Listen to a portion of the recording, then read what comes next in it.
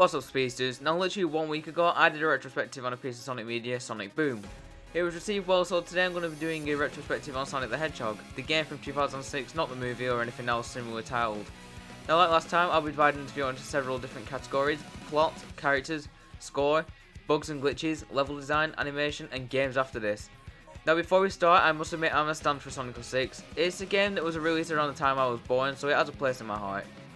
Beyond all the bugs and whatnot, I do have a soft spot for this game, but I will get into that later. By the way, the gameplay used in this video is the gameplay of Chaos X's amazing remaster of Sonic 06. Be sure to check them out in the link in the description. The plot of Sonic 06 is really left to be desired, especially the Elise/Sonic's love story subplot. This is a part of the game that really threw people off the game, me being one of them, especially with this sacred clip.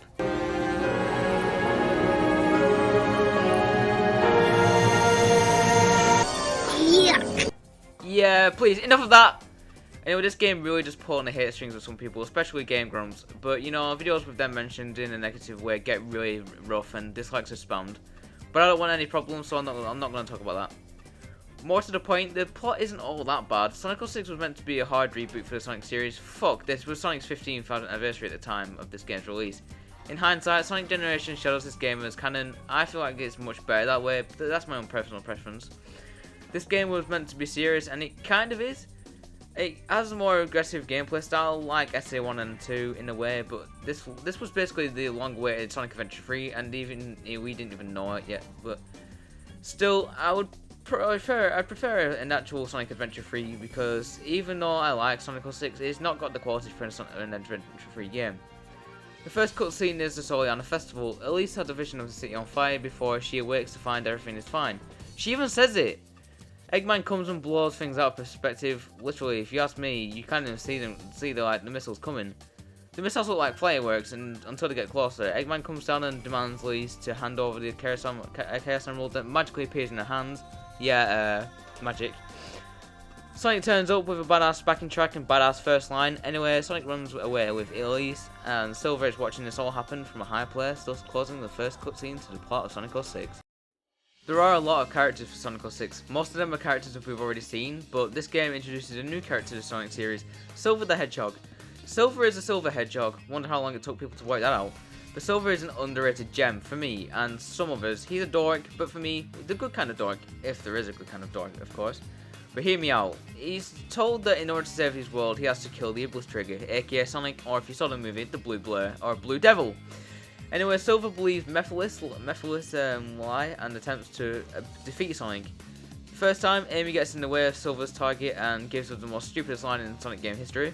Even if that was true, if I had to choose between the world and Sonic, I would choose Sonic. Second time, he's stopped by Shadow. Eventually, Silver learns that Mephiles is behind the destruction of Silver's world, and that he was lying. And in the climax of the story, he teams up with Sonic and Shadow to defeat I can't say it. Solaris. In their super forms. Oh, by the way, I am all for Silver's super form. I think Silver's true breaking point in the game is when he witnesses the death of Blaze, his best friend. If you had built a relationship with a friend to the point where you consider him a best friend, you would find yourself in a position of sadness. Moving to the main character of this game, you have the Blue Blur himself, Sonic the Hedgehog. Sonic's characterization is what you come to expect from Sonic. Sonic has his 3 breaking points, he even dies at one point, but for fuck's sake, he still lives. And while recording this, I realised how stupid Sonic's death is, because there's no music, and also, there's no sound effect, there's no screaming of Sonic, like, going, AAAAH! Shadow is in this game, and he's not the edgelord prick we know him for. In fact, he's actually now a representative of Gun, or GUN if you want. Shadow's story isn't that bad. He's tricked at first by Mephiles, but eventually realises Mephiles' intentions. Sonic 06 has some of the best scores for any Sonic game. I've mentioned this factor of 06 in one of my videos before, but I really want to dig deep into the soundtrack. The soundtrack designs of this game really deserve a lot of credit. I'll pinpoint some of my favourites that I've mentioned before. Dreams of an Absolution, the theme of Dr. Eggman, Sonic Appears, and His World. His World really defines what Sonic is about. The motto of Keep On Running really works in this music. The theme of Dr. Eggman defines how sadistic and evil Eggman is. Sonic Appears defines how badass Sonic is, and Dreams of an Absolution defines how Silver could use his time traveling abilities to save the future/past. This game's music easily equals to SA2's soundtrack. His world is SA2's Escape from the City, and it doesn't matter. Now it's time to talk about the big bad factor of this game. No, not the love plot, it's the bugs and glitches. This is a rushed mess. I'm going to be dead honest and tell you that Wave Ocean has some of the worst bugs I've ever seen. There is a glitch where if you run into an object you die. Also, whenever bounce pads are used, Sonic's character model spazzes out in midair. In Soliana New City, the player should play as Sonic, jump on a box and start performing the repeated spin kicks. The box will start to fly, and if kicked for long enough, will eventually do some reach the atmosphere. If the player stops using the spin kicks, Sonic will begin to fall back to the ground and will land in the sea, on one of the buildings, and the abyss, or sometimes even safely on land. Lucky.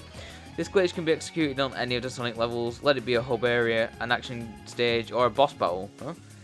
It also works in the Xbox Live demo version of the game, as long as the player's showcase position on top of the box is executed correctly. Note that the glitch will not work if the player attempts to execute it while standing at the centre of the box's top side, inside the star. There's a whole list of glitches in the link in the description. Sonic 06 has some really beautiful level design, especially Wave Ocean and Kingdom Valley. These levels do look really good in my opinion. Soliana's hub world looks good, I guess. It's kind of just a town setting, but it looks nice. But I'll definitely say nothing beats Unleashed / Colors and Generations level design. Animation in Sonic games changes a lot. It happened a lot during the 16-bit era, but it also happens in games like Unleashed Generations. In terms of the animation of characters, I've mentioned this in my worst to best Sonic games video from last month. The characters have the mascot effect, just behind the big eyes and oversized hands. They never move. Okay, Sonic points his fingers at some point during this game's cutscenes, but that's it, to be fair. The games that came after Sonic the Hedgehog 2006 are some of the most well-regarded games in the series. Okay, Unleashed was disliked for a while, but a lot of people have grown to like it, myself included. Same with Colors. Ultimate made me appreciate the game more because of how Ultimate had a buggy start. Generations has the same effect on me as well. It's a Sonic game that goes over all of the previous Sonic games from Sonic Adventure 1. In retrospect, I really like Sonic 06. Actually, no, I love it. The hate is a tad bit deserved. The game tried its hardest to be the best, but could have just been rushed out the door. I give a lot of sympathy for this game because it really had a lot of potential against games we have nowadays. Sonic Forces, for example, is really bad, but when you really think about it, it's not better than Sonic 06. 06 came way before that, and it's exceptional. With that being said, I want to thank you all for watching and making it to the end of the video. If you enjoyed this retrospective, feel free to drop a like and sub for future Sonic content.